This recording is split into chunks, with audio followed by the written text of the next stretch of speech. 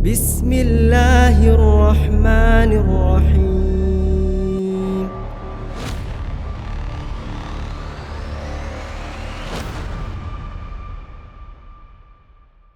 Hadirin sekalian, kita lanjutkan membaca kitab Al-Asalib An-Nabawiyah fi Mu'alajati Al-Mushkilati Az-Zawjiyah. Metode yang digunakan oleh Nabi Muhammad sallallahu alaihi wasallam, metode nabawi. Asalib nabawiyah, cara-cara Nabi di dalam menyelesaikan permasalahan-permasalahan yang muncul di dalam rumah tangga.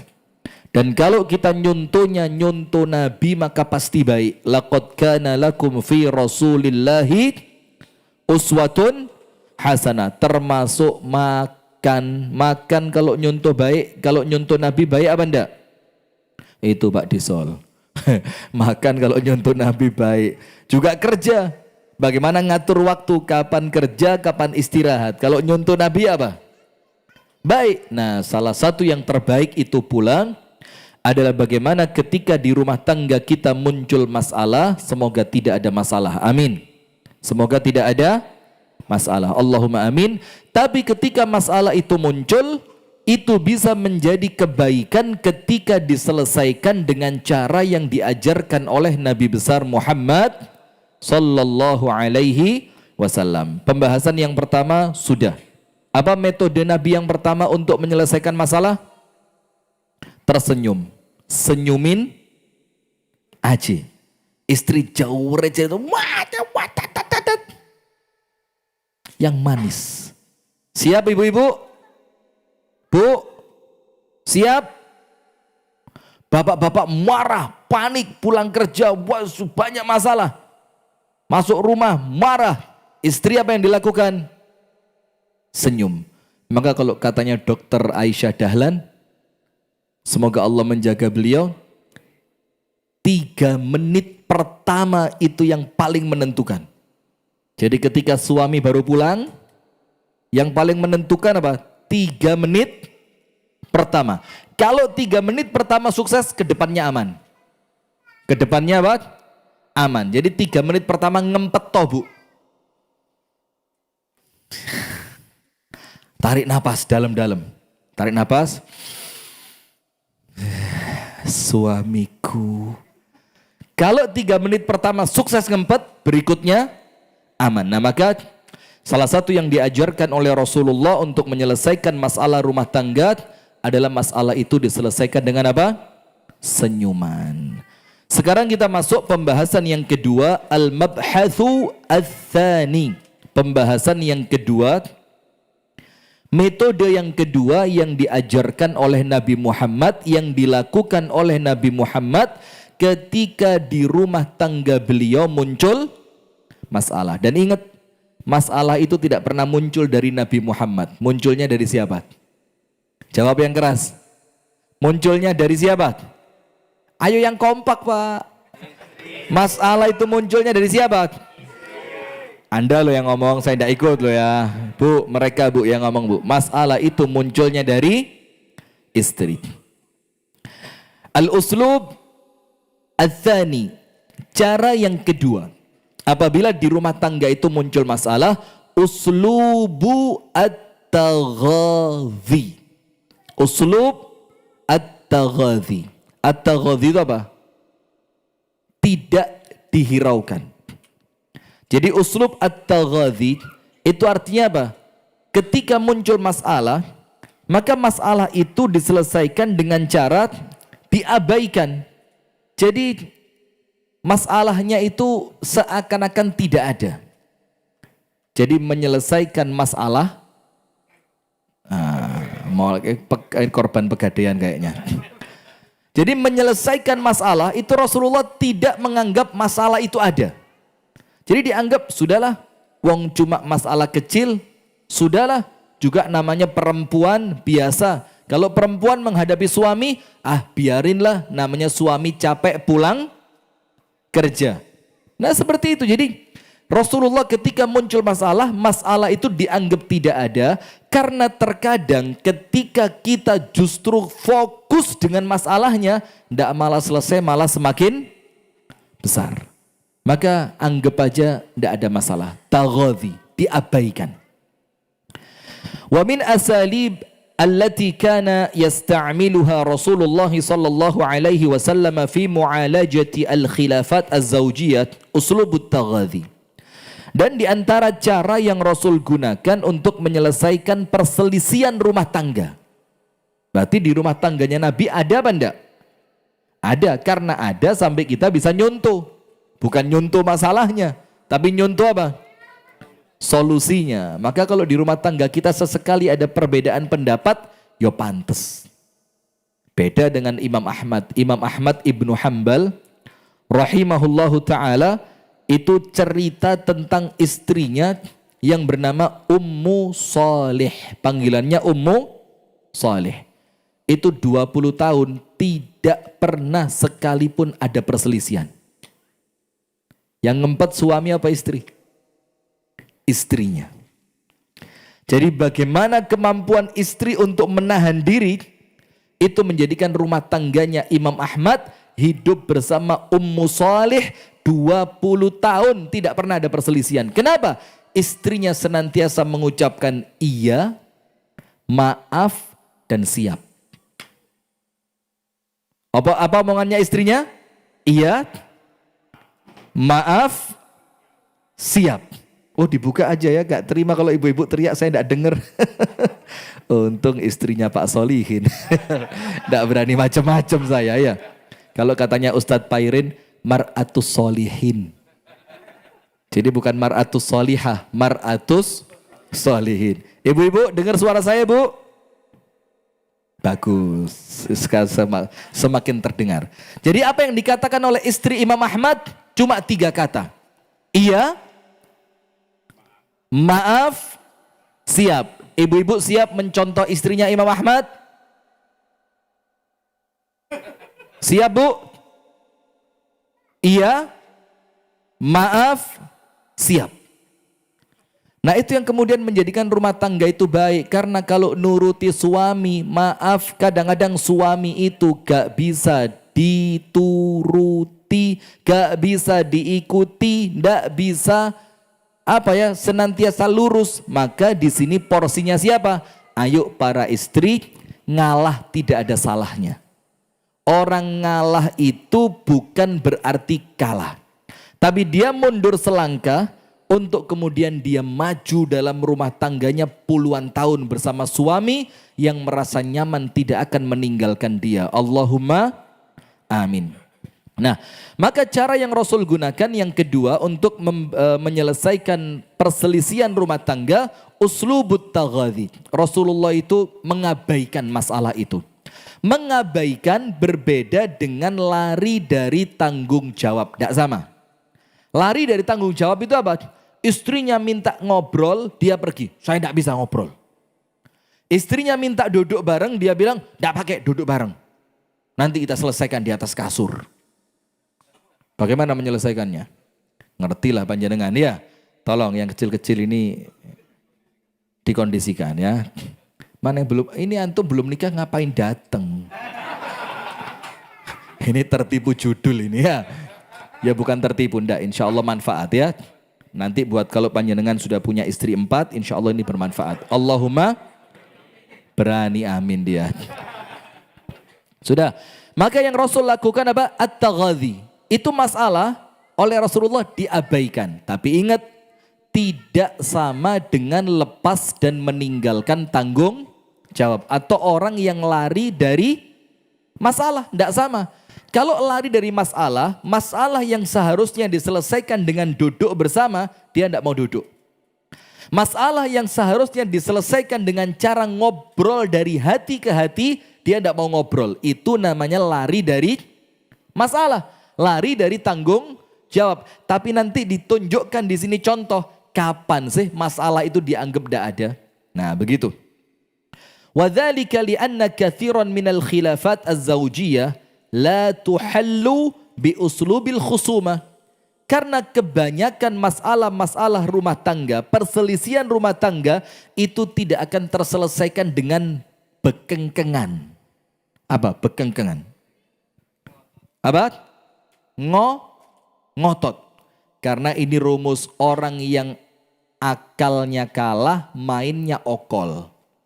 Orang itu kalau akalnya kalah, mainnya apa? Okol. Kalau sudah kalah secara argumentasi, wis, sampai njaluk apa? Gak terima, ayo gelut. Itu sudah kalah apa? Argumentasi. Nah maka dikatakan dalam kitab ini, dikarenakan banyak masalah-masalah rumah tangga itu yang tidak akan selesai dengan permusuhan. Artinya ngotot-ngototan, istri ngotot, suami juga ngotot. Tidak akan selesai. Tidak akan selesai.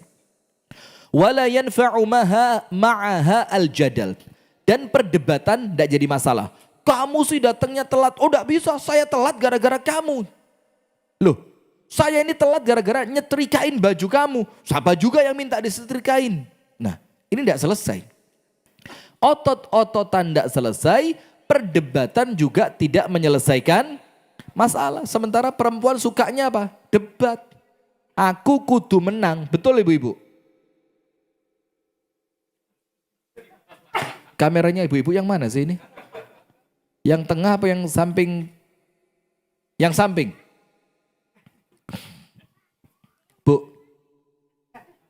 Bu, kelihatan, tangan saya kelihatan Bu.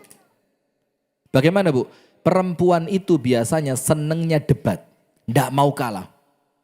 Kamu sih telat, duh saya telat kan nyetrikain baju kamu. Dia lupa, padahal dia pakai make upnya itu 2,5 jam. Belum lagi nanti ada awal sebelum make up itu ada apa dulu? Kok tahu Pak Bayu? Pengalaman ya.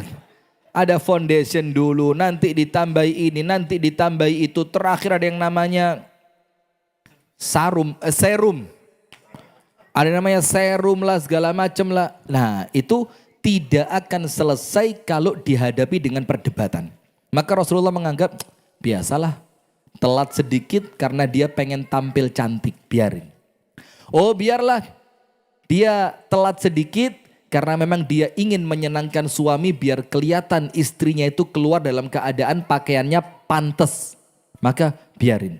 Maka tidak akan selesai dengan otot-ototan atau tidak pula selesai dengan perdebatan. Wa kam ra'ayna min khilafat ma zadaha al-jadal illa ta'qidan. Dan berapa banyak masalah yang ketika diselesaikan dengan perdebatan ternyata semakin runcing. Semakin apa? Runcing. Karena apa? Debat itu Pak menjadikan orang yang didebat merasa direndahkan. Akhirnya normalnya manusia kalau merasa direndahkan dia akan punya sisi membela diri. Betul apa enggak?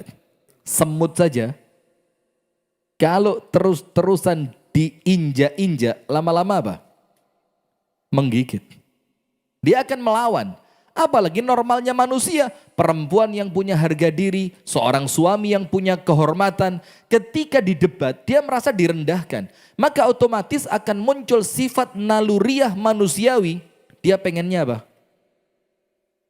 Kepingin kembali naik. Bagaimana caranya? Dilawan. Kalau istri ternyata lebih pinter ngomong, suami pinter mukul.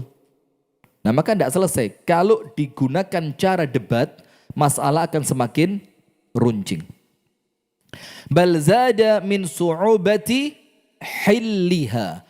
Justru akan semakin mempersulit menyelesaikannya. Karena terlanjur berdebat. Dan orang itu kalau sudah berdebat, terkadang dia menggunakan dalih-dalih yang terkadang tidak masuk akal.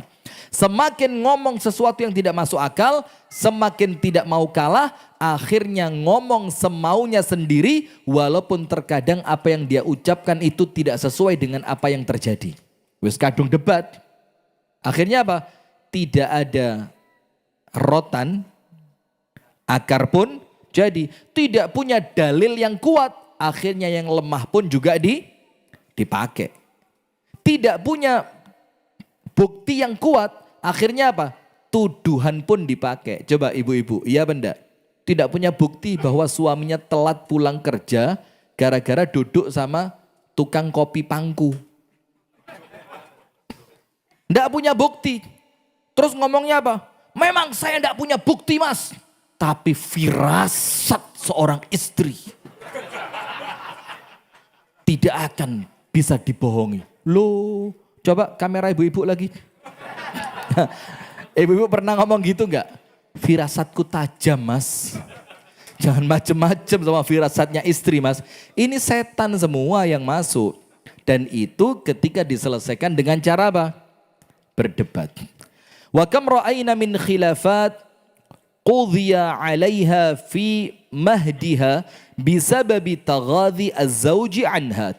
Dan justru berapa banyak kita lihat rumah tangga itu terselesaikan permasalahannya dikarenakan apa? Suami yang menganggap masalah itu tidak ada.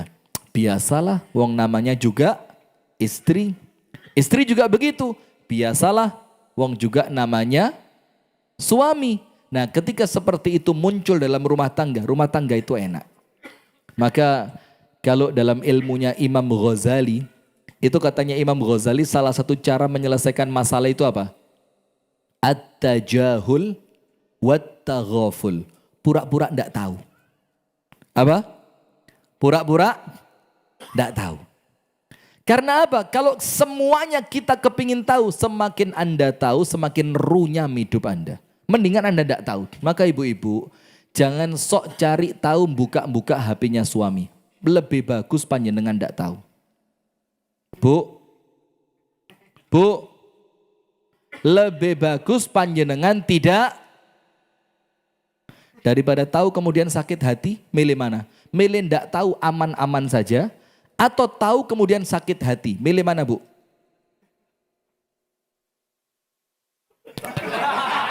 Mana ada tahu dan tidak sakit hati, taunya Anda bikin Anda sakit hati. Mendingan enggak pernah tahu suami nikah lagi, walaupun suami sudah nikah lagi. Karena kalau Anda tahu, ribet hidup Anda. Betul bapak-bapak? Betul? Takbir. Ini kajian lama-lama semakin kacau ini. Nah maka apa? Sudah difahami, jangan menuntut kesempurnaan dari pasangan. Anggap saja tidak terjadi apa-apa. Maka terkadang caranya setan untuk merusak rumah tangga kita itu dengan cara apa? Aibnya suami, aibnya istri itu sama setan dibongkar. Ketika Anda tahu dan dibongkar oleh setan dan Anda tidak punya sifat lapang dada, at-taghadhi, mengabaikan masalah itu, maka semakin hari akan semakin runcing. Nah, di sini dikasih contoh. Nah, sekarang dikasih contoh. Apa contohnya di rumah tangga Nabi?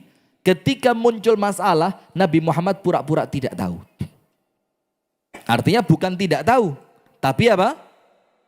Dianggap tidak ada, dianggap tidak ada. Contohnya, ini hadis yang disebutkan di sini semuanya adalah dalil-dalil yang sahih, hadis-hadis yang sahih. Maka Anda tidak usah khawatir, insya Allah dalilnya apa? Sahih. Yang pertama, wa minal amthilati ala hadha al-uslubi an-nabawi ma jaa an Anas bin Malik radhiyallahu taala anhu annahu qala. Dan di antara contoh yang menunjukkan cara Nabi menyelesaikan masalah perselisihan rumah tangga dengan mengabaikannya, itu satu hadis dari sahabat Anas ibnu Malik radhiyallahu taala anhu. Ketika Anas ibnu Malik radhiyallahu taala anhu mengatakan, kana lin Nabi sallallahu alaihi wasallam niswah. Jadi Nabi Muhammad itu memiliki 9 orang istri. Kita satu aja. Kayak 20. Satu rasanya kayak 20. Ngomong ini belum selesai, sikat sini. Sini belum selesai, sikat sana. Masya Allah. Mendingan punya istri 4 tapi akur dibanding 1 eker-ekeran terus. Setuju enggak? Setuju enggak? Bagaimana? Setuju apa enggak? Ibu-ibu setuju? Terserah mau setuju mau enggak, kita laki-laki setuju kok kan? Setuju kan? Anggap enggak ada masalah Pak, jalan. Jadi ketika muncul perlawanan, muncul bukan perlawanan apa? Muncul istri yang menolak, anggap tidak ada. Jalan terus. Mendingan 4 akur daripada 1 ribut. Setuju? Nah, tapi biasanya 4 bikin ribut. Biasanya. Tidak selalu seperti itu ya. Maka Anas bin Malik mengatakan Nabi Muhammad memiliki 9 orang istri. Radhiyallahu ta'ala an ummahatil mu'minin. Allahumma amin. Fakana idza qasama bainahunna la yantahi ilal mar'ati al-ula illa fi tis'in. Dan Nabi Muhammad itu ketika membagi jatah keliling kepada istrinya, tidak akan kembali untuk istri yang pertama sampai menyelesaikan pada istri yang ke-9. Panjenengan bisa?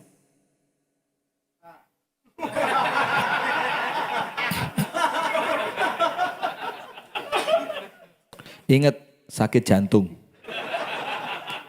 Macam-macam, jantung sudah mulai sakit mau bisa. Istri 1 aja sakit jantung, apalagi 4 antum. Nggak pakai sakit langsung berangkat. Berangkat haji. Amin. Nah, maka Rasulullah tidak akan kembali kepada istri pertama sampai Rasulullah keliling kepada 9 orang istrinya. Adil apa enggak? Adil. Satu yang kita perlu tahu. Jatah malam istri tidak berarti jima. Ini yang mau poligami harus ngerti. Mana?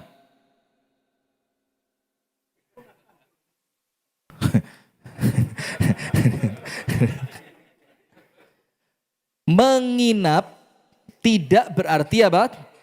Berjima. Tidak sama. Yang wajib dipenuhi itu menginap. Yang wajib dipenuhi apa? Menginap. Nah, maka Rasulullah tidak akan kembali kepada istri yang nomor 1 sampai Rasulullah selesai pada istri yang ke-9. Berarti kelilingnya itu rata. Sallallahu alaihi wasallam. Nah, sudah. Kemudian fakunna yajtami'na kulla lailatin fi baiti allati ya'tiha.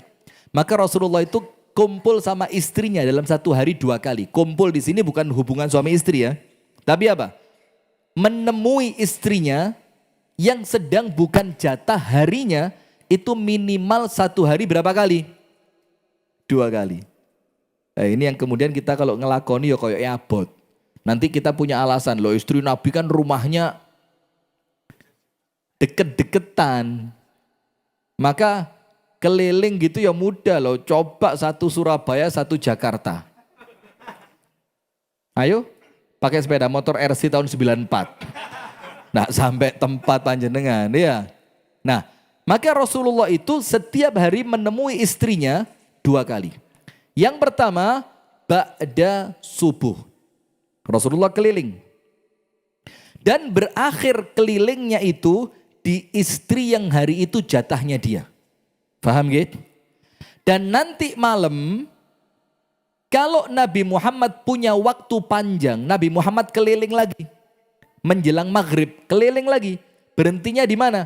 Berhenti di rumah istri yang nanti malam jatahnya dia. Tapi kalau sore itu waktunya sempit, waktunya tidak longgar, karena kadang-kadang sore itu Nabi Muhammad diundang oleh sahabat makan. Maka istrinya kalau tahu Nabi Muhammad tidak punya waktu luang, istrinya sudah ngerti. Ini loh pendidikan, tarbiyah. Jadi nikah 2 itu bukan cuma seneng-seneng aja. Tapi bagaimana mendidik istri untuk ngerti keadaan suami. Saged panjenengan. Bu, ibu-ibu, kira-kira istri Anda, suami Anda bisa enggak bu? Suudon sama suaminya. Istri bagaimana dibilang mau masuk surga? Sama suami saja suudon. Bu, kira-kira suami panjenengan bisa apa enggak? Suudon. Anda tahu salah satu sebab su'ul khotimah itu apa? Suudon kepada makhluknya Allah. Itu salah satu sebab su'ul khotimah. Imam Syafi'i mengatakan salah satu sebab husnul khotimah itu apa? Husnudon. Maka ibu-ibu dilatih husnudon bu. Saya ulang sekali lagi pertanyaannya bu. Bu, kira-kira suami panjenengan bisa atau tidak?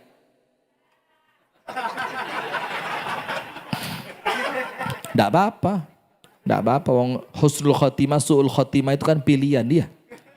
Tidak ada yang maksa, panjenengan bisa husnul khotimah ya tidak dipaksa, su'ul khotimah juga tidak dipaksa. Mudah-mudahan semuanya dari kita termasuk ibu-ibu semuanya husnul khotimah. Amin. Nah sudah.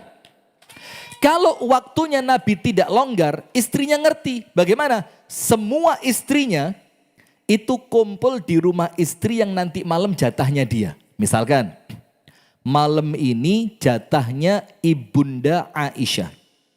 Terus istri yang lain tahu, oh suami kita Nabi Muhammad ada undangan makan. Maka tidak nutut kalau disuruh keliling ke rumah istri-istri yang lain. Maka istri-istri yang lain ngerti, ini waktunya sempit.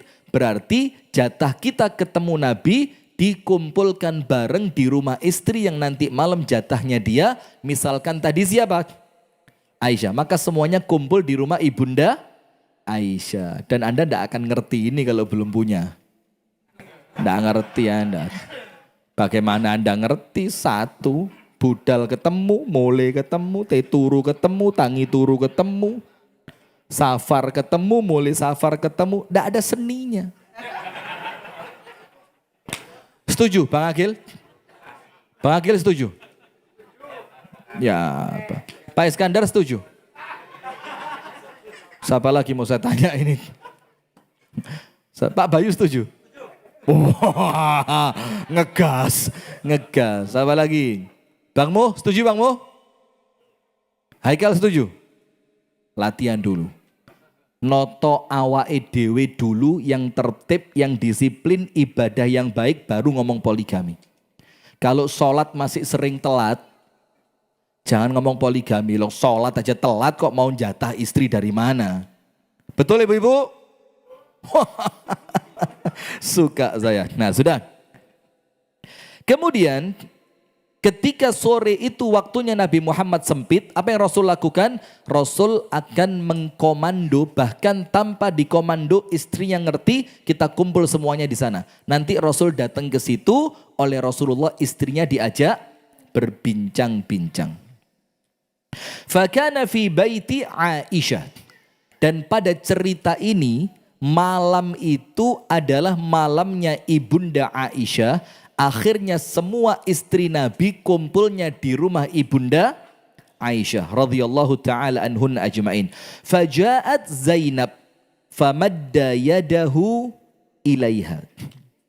Ternyata waktu di rumahnya Ibunda Aisyah, apa yang terjadi?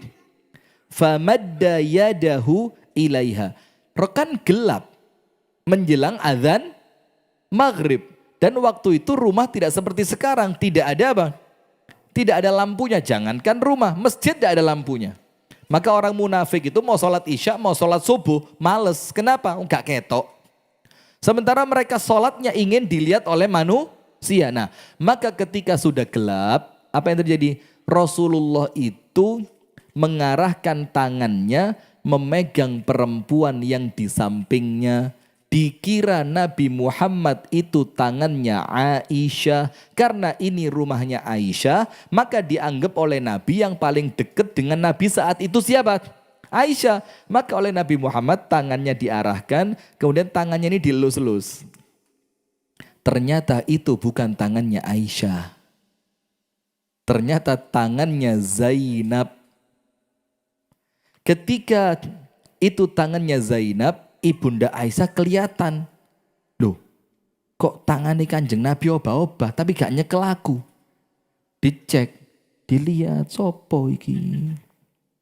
Kok wajah. Ibu-ibu gak usah ketawa Bu, santai aja Bu. Panjenengan belum bisa ngerasain ini. Saya doakanlah mudah-mudahan dalam waktu dekat. Amin kan Bu? Amin kan Bu? Terus Anda ngaji buat apa? Refreshing.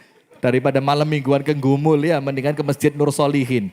Sama Ibunda Aisyah dilihat, ternyata yang Rasul pegang tangannya Zainab. Padahal malam itu malamnya Aisyah. Maka Ibunda Aisyah langsung ngomong, ndak ngempet. Nah itu loh, pentingnya ilmu ngempet. Pentingnya ilmu apa? Ngempet. Diempet sebentar. Tolong.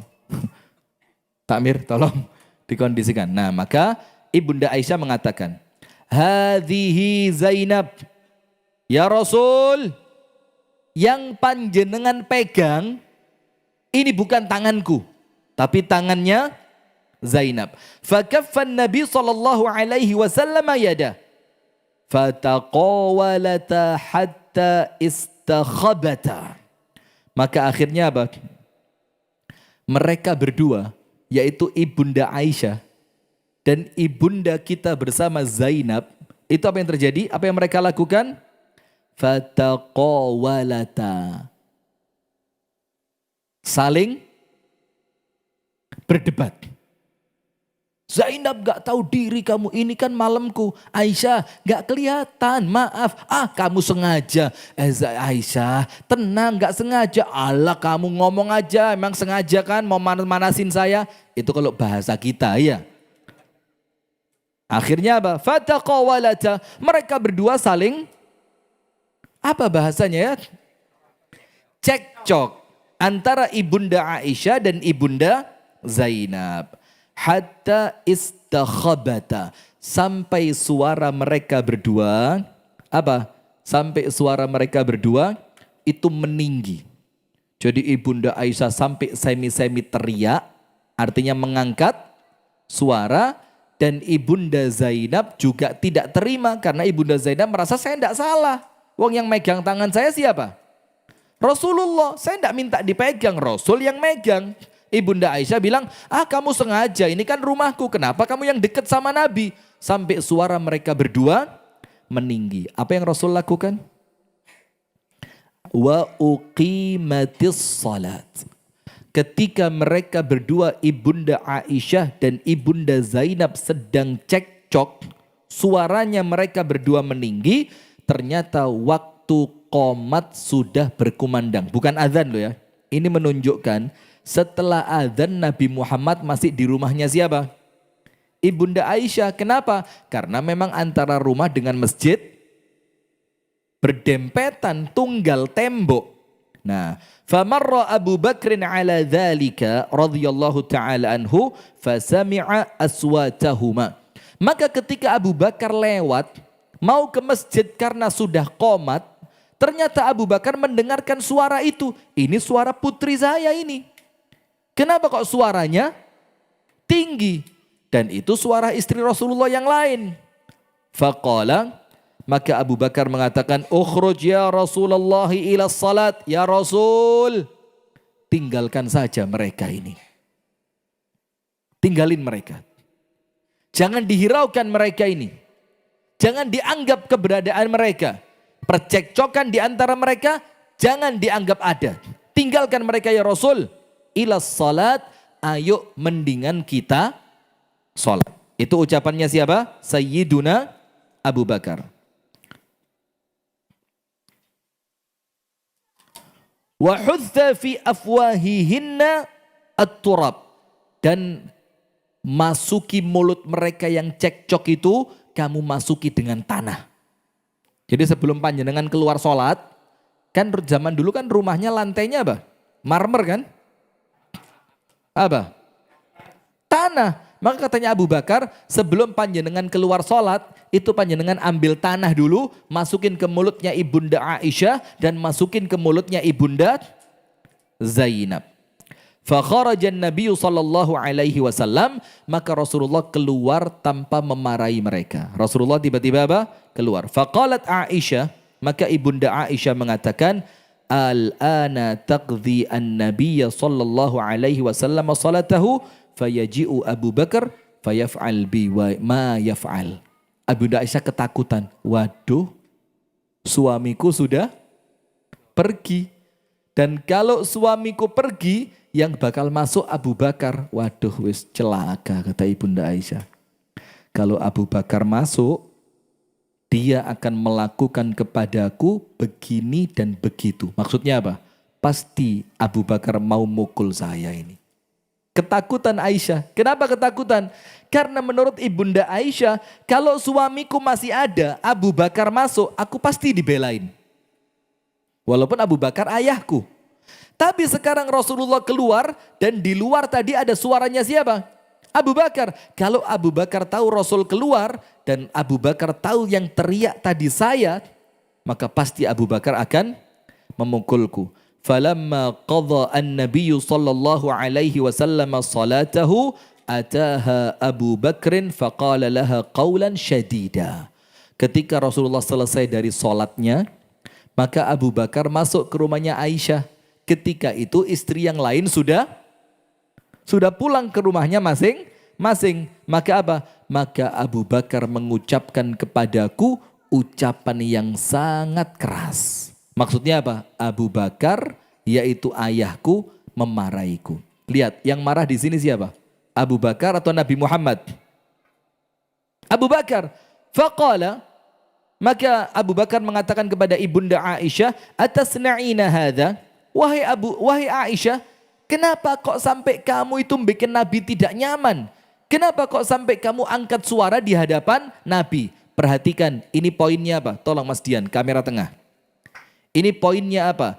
Fungsi mertua tidak ikut campur tapi menjadi penengah. Fungsi mertua bukan ikut meruncingkan masalah tapi menenangkan putrinya. Fungsi orang tua ataupun mertua bukan kemudian menyalahkan pasangan anaknya tapi menganggap anaknya pada posisi yang bersalah. Supaya apa? Anaknya tidak merasa dibela untuk melawan pasangannya oleh mertua atau oleh orang tuanya. Sampai sini paham? Nah sekarang kejadiannya sebaliknya. Orang tua masuk, kamu kok mau digituin sama suami kamu? Kamu di rumah disayang loh sama bapakmu. Jangan ngepel. Megang kain pel aja kamu tidak pernah. Masa di rumah suamimu kamu disuruh ngepel? Ayo kita pulang aja. Ah, ini mertua yang perlu dikirim ke Palestina ini. Ini nampaknya orang tua yang perlu dikirim di Palestina. Nah, maka penjelasannya di sini apa? Wa wadhihun min hadzal hadithi anna an-nabi sallallahu alaihi wasallam lam yubashir mu'alajata al-mawqif fi qimmati thawratihi bal taghadhi anhu. Dari hadis ini yang kita pelajari apa? Ketika muncul masalah, ketika ibunda Aisyah teriak, ketika ibunda Zainab juga membalas teriakannya, maka Rasul tidak menyelesaikan masalah itu dikala masalah itu sedang pada puncaknya. Karena apa? Tentu Aisyah lagi emosi, Zainab lagi emosi. Rasul ngomong apapun mereka tidak akan terima. Maka yang Rasul lakukan apa? Ketika masalah itu sedang pada puncaknya, Rasulullah pergi dan mengabaikan masalah yang terjadi.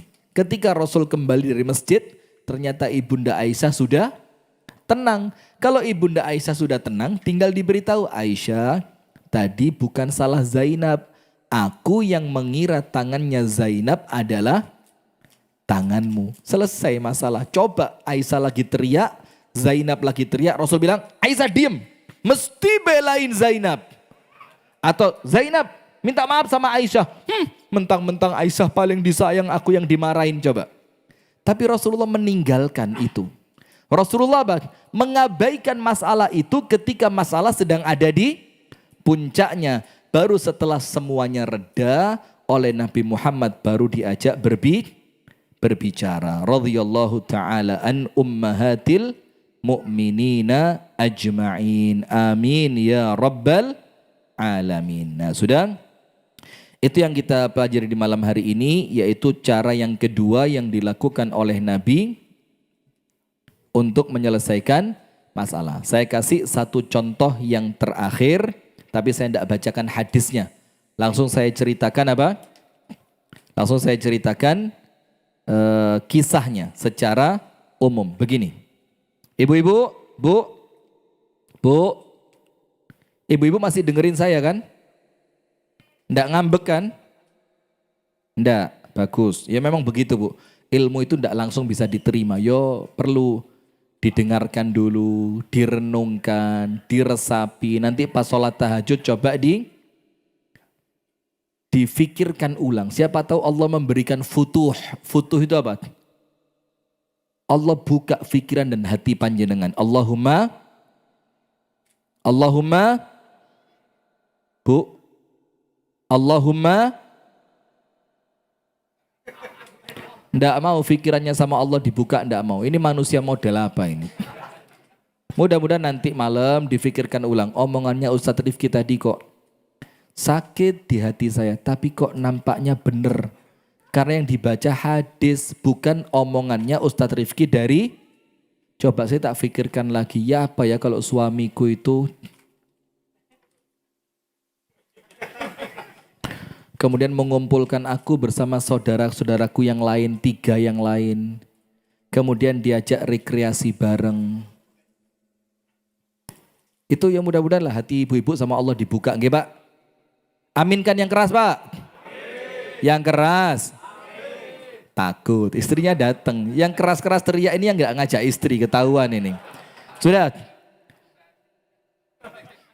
Kisah yang kedua begini. Suatu hari Nabi besar Muhammad SAW itu ada masalah dengan ibunda Aisyah. Ya, sekarang pertanyaan dulu, panjenengan coba jawab nggih. Kenapa masalah-masalah yang tersampaikan kepada kita itu rata-rata masalahnya Nabi Muhammad dengan ibunda Aisyah?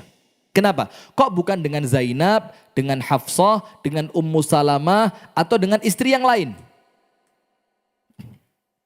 Karena ibunda Aisyah yang paling muda, sehingga banyak masalah gitu. Hati-hati, salah ngomong somasi.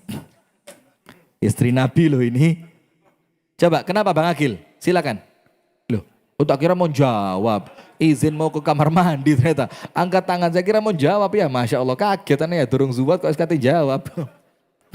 Coba yang lain. Kenapa yang rata-rata yang muncul masalah Nabi Muhammad bersama ibunda Aisyah? Kenapa? Begini jawabannya. Bukan berarti dengan istri yang lain tidak ada masalah. Bukan berarti Nabi Muhammad dengan istri yang lain senantiasa damai-damai saja. Tidak juga. Tapi apa? Rata-rata yang tersampaikan kepada kita itu masalah yang muncul di rumah ibunda Aisyah. Itu yang tersampaikan. Kenapa? Karena ibunda Aisyah itu tempat para sahabat Nabi untuk bertanya. Karena ibunda Aisyah menyampaikan apapun yang dia jalani bersama siapa? Nabi Muhammad, yang itu tidak ada pada istri Nabi Muhammad yang lain. Sampai sini paham nggih? Jadi bukan berarti karena ibunda Aisyah paling kecil masalahnya paling banyak, bukan. Tapi apapun yang terjadi di rumah Nabi bersama ibunda Aisyah itu semuanya potensi tersampaikannya semakin besar dibandingkan tersampaikan dari rumah istri Nabi yang lain. Nah, ceritanya begini. Suatu hari Nabi Muhammad ada masalah sedikit dengan ibunda Aisyah. Sampai apa yang terjadi? Farafa'a sautaha amaman Nabi. Ibunda Aisyah itu mengangkat suara di hadapan Nabi Muhammad. Nah, ini tidak ada istri yang lain. Ini murni antara ibunda Aisyah dengan Nabi Muhammad. Ibunda Aisyah angkat suara. Ini hadisnya juga hadis yang sahih. Nah, ketika ibunda Aisyah mengangkat suara, pas qadarullah Abu Bakar itu mau mengetuk pintu, pengen masuk ke rumah Nabi Muhammad bersama Aisyah. Dan itu sering terjadi. Karena Nabi Muhammad ini menantunya, ibunda Aisyah anaknya. Maka hubungan mereka sangat dekat. Nah, ketika Abu Bakar mau mengetuk pintu, ternyata Abu Bakar mendengarkan putrinya sedang membentak, dalam tanda kutip, membentak Nabi Muhammad. Abu Bakar tidak kuat hati. Apa yang terjadi? Langsung pintunya dibuka, Abu Bakar masuk. Ketika Abu Bakar masuk, Abu Bakar mengatakan kepada ibunda Aisyah, "Atasna'ina hadza ma'an Nabi?" Aisyah, putriku, kenapa kamu angkat suara di hadapan Nabi? Ini bukan cuma suamimu, tapi dia Nabi, tapi dia kekasihku, tapi dia manusia pilihannya Allah. Sehingga tidak sesederhana yang kamu bayangkan. Ini seperti kalau nikah sama ustadz.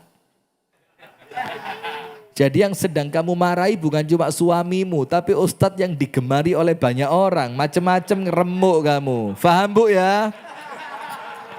Paham Bu ya? Oh, ini ya semi-semi ngarah ke sana ngantem sana Pak. Ini kalau orang main karambol gitu, tak sana masuknya sana. Namanya kalau karambol apa? Ngeban. Ya, jadi seakan-akan ngomongnya sama kamera, padahal yang dituju tahu kan? Jadi ketika Anda marah, Anda bukan sedang memarahi suami tok, tapi Anda sedang memarahi ustadznya umat. Dosanya lebih. Setuju enggak ini? Ibu-ibu setuju enggak? Terserah, dianggap gano ayat. Sudah? Maka Abu Bakar marah. Apa yang terjadi? Fatana walaha. Dalam hadis ini, kalau kita mau artikan secara letterlek itu apa? Opo onoe. Maka Abu Bakar angkat tangannya mau memukul Ibunda Aisyah. Kenapa? Karena menurut Abu Bakar, ini putriku perlu dididik. Mana mungkin putriku membentak Nabi Muhammad sallallahu alaihi wasallam. Ketika Abu Bakar mau mukul Ibunda Aisyah, oleh Nabi Muhammad tangannya Abu Bakar dipegang. Cret. Apa kata Nabi Muhammad? Ya Abu Bakrin, laisa lihada ji'ta huna. Abu Bakar, kamu datang ke rumahku bukan untuk memarahi istriku. Wih. Sekarang bayangkan kalau ini di rumah panjenengan. Ayo pelan-pelan. Pelan-pelan yang sudah nikah-nikah ini. Yang belum nikah enggak usah pura-pura bayangin. Enggak bisa. Ini istri Anda sedang marah-marah. Wah sampean niku mas. Sampai tuk-tuk. Mukanya sampai merah kayak jaranan. Kayak apa? Kayak kuda lumping. Sudah. Ketika istri Anda sedang marah, Anda diam kayak orang yang kayak ketek ketulup. Ngerti ketek ketulup? Tos. Ini kalau umi saya lihat, umi saya marah ini. Mudah-mudahan enggak lihat. Tapi biasanya kalau pengajian begini itu nonton bareng di warung. Ya apa? Ini soundnya dimatiin apa bagaimana? Sudah. Si suami diem. Istrinya marah-marah minta ampun. Di tengah-tengah istri sedang marah, mertua Anda datang, orang tuanya istri datang. Kira-kira yang Anda lakukan apa? Ayo. Terus mertua Anda itu mau marahin istri Anda. Kira-kira yang Anda lakukan apa? Terus nih Pak. Terus nih. Iki sing sampean neru sik sepisan aku bendino Pak. Bendino yos ngene iki kelakuane anakmu Pak. Sikat Pak. Tak sili celure ta. Coba. Ini Astagfirullah. Ini kira-kira kalau kejadian di rumah kita, pas istri kita marah, pas orang tuanya dia datang, kita bilang apa? Lihat. Anakmu. Ini bukan sekali ini toh. Sehari 27 jam saya dimarahin sama dia. Lo 2 jamnya dari mana? Nyele omai wong liya. Sudah. Nabi Muhammad tidak. Ketika itu terjadi pada Ibunda Aisyah, sedang marah dalam tanda kutip di hadapan Nabi, Abu Bakar masuk. Apa yang Rasul lakukan? Istrinya dibela. Istrinya apa? Dibela. Apa yang terjadi? Ketika Abu Bakar mau mukul Aisyah, dipegang sama Rasulullah. Tek, Abu Bakar, kamu datang ke rumah saya bukan untuk memarahi istri saya. Di luar, dia anakmu. Tapi di sini, dia istriku. Kamu tidak punya hak marahin dia. Coba, istri mana yang tidak leleh kalau dibeginikan sama suaminya coba. Panjenengan tidak. Terus nih Pak. Celurit ada di dapur. Di sebelahnya kompor. Itu sudah teyengen 25 tahun itu. Kalau dipakai itu racunnya 2. Racun ujung celurit plus teyengnya itu. Enggak, ini dibelain istrinya. Pegang Abu Bakar, bukan karena ini kamu datang ke rumahku. Terus apa? Akhirnya Abu Bakar pergi. Ibunda Aisyah enggak jadi dimarahi oleh Abu Bakar. Padahal seharusnya pantas Abu Bakar marah. Setelah Abu Bakar keluar, Ibunda Aisyah merasa nyaman. Alhamdulillah bapakku wis ngalih. Dan Ibunda Aisyah ngerti kalau suamiku enggak mungkin marah. Kalau bapakku Tenang Ibunda Aisyah. Nah itu loh Pak yang perlu ada di rumah kita. Bagaimana istri kita itu merasa aman dari gangguan kita. Itu loh suami. Mendelik loh ini. Suami.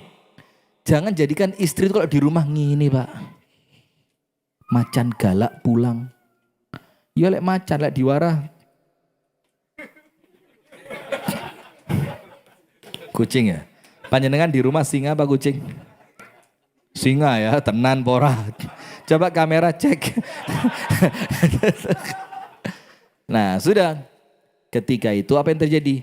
Ketika Abu Bakar sudah pulang, sisa Nabi Muhammad dengan siapa? Ibunda Aisyah. Nabi Muhammad bilang apa? Ama hultu bainaki wa bainar rajul. Perempuan, aku sudah belain kamu loh ya. Coba tidak saya belain tadi, kira-kira kamu sudah dipukul. Minimal dimarahi. Terus bagaimana? Ya sudah kalau begitu Aisyah, urusan kita selesai. Tadi aku yang salah, aku tebus dengan kamu tak belain di depan ayahmu. Apa yang terjadi? Rasulullah menganggap masalahnya selesai. Tidak diperpanjang. Nah itu loh Pak, salah satu seni dalam rumah tangga. Rumah tangga itu kalau tidak ada seninya ya rusak. Maka perlu seni. Salah satu seninya apa? Menganggap masalah itu tidak ada. Mengabaikan munculnya masalah. Minimal ketika masalah sedang ada di puncaknya, jangan dulu Anda berbicara. Tenang dulu. Sampai ketika nanti mulai tenang, pikiran sudah nyaman, hati sudah dingin, baru ngobrol baik, insya Allah selesai. Barakallahu fikum. Itu yang dapat kami sampaikan di malam hari ini. Insya Allah kajian Sabtu malam Ahad yang ketiga ini akan kita lanjutkan pada pertemuan yang berikutnya. Dan panjenengan jangan lupa di Masjid Nur Solihin ini banyak kajian-kajian yang lain. Ada kajian-kajian pagi sehari Sabtu, Sabtu pertama dan Sabtu ketiga ada kajian pagi jam 8 sampai selesai. Dan ada kajian subuh di hari Sabtu genap. Jadi setiap Sabtu genap subuh. Dan diawali sholat tahajud ya. Jadi diawali sholat tahajud mulai pukul 3 sampai selesai. Nanti dilanjutkan dengan kajian subuh jamaah. Ditutup dengan sarapan beliau.